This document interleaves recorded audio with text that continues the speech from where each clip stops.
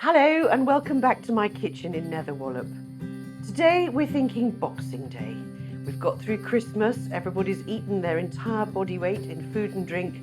Now we've got a few leftovers. We've got some leftover chicken or turkey, a few leftover sprouts, some leftover potatoes. What's the easiest way of dealing with them?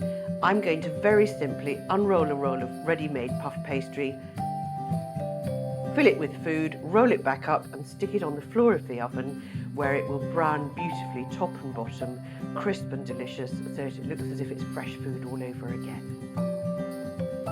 I hope you've enjoyed my leftovers pie. It doesn't have to be chicken, sprouts and roast potatoes. Any combination will work fine when wrapped in pastry and thrown in the oven. Thank you very much for watching and Merry Christmas.